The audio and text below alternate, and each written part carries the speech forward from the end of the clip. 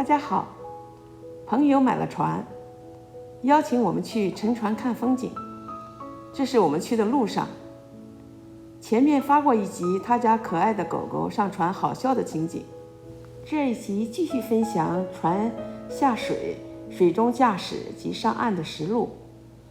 看风景的同时呢，顺便让老公介绍一下私家船停在哪里比较好，有什么利弊，给想买船的朋友有一个参考。我们去年有一期视频叫买船停在哪里，介绍了我们邻居买了船存在湖边租船的地方。现在我们这位朋友的船是停在家里的。老公，你介绍一下存在家里有什么好处呢？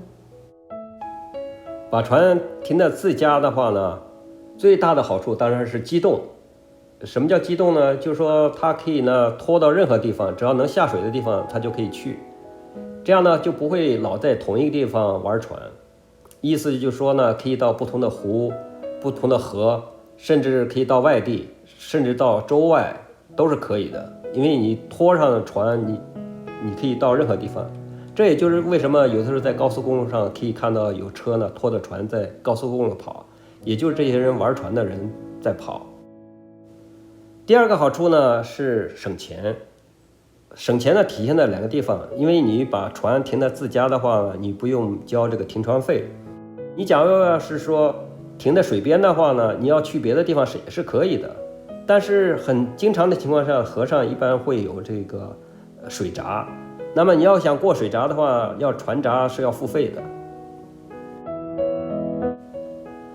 当然另外一个好处呢，就是说呢，船可以自己修，这提高了自己的动手能力。也有些人可能不愿意自己修，找一个比较便宜的地方去修理。你要是停在水边的话呢，估计就在那个水边的那家船家那儿就要做修理，你弄到别的地方都不方便。存在家里还有什么缺点吗？缺点呢，主要有这么几条。那第一个呢，是下水上水的时候要考验个人的技术。一般来说呢，大家开车呢往前开都比较方便，退车的时候比较难。要是后面有条船，退的时候呢就更难，好多人没有干过，所以呢要学很长时间才能把船呢顺利的推到水里面。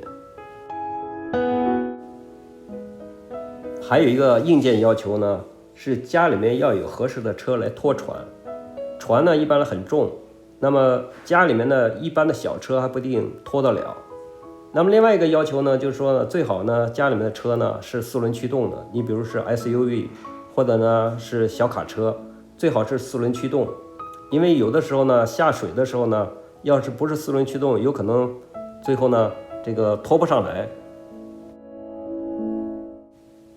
另外一个问题呢，就是路上呢容易出事儿，或者下水的时候容易出事儿。经常会发生的一个常见的现象呢，就是船最后把车呢带到了水里面。最后一个要求呢是呢，家里面一定要有停船的地方，因为有很多小区呢是不允许停在自家前院的，让人看得到的。所以呢，一个呢是要求呢停在这个后院，或者呢停到车库。那意思就是说一条船一般来说要占一个车位的这个位置。这下大家知道优缺点了，这样就可以根据自己的需求呢来选择停船的这个方式。你介绍的挺详细啊，但是我的感觉就是存船的地方就是开出去开进来比较方便，存在家里呢就是下水啊上水比较麻烦一些。感谢朋友的邀请，谢谢大家收看，欢迎订阅、点赞、转发，再见。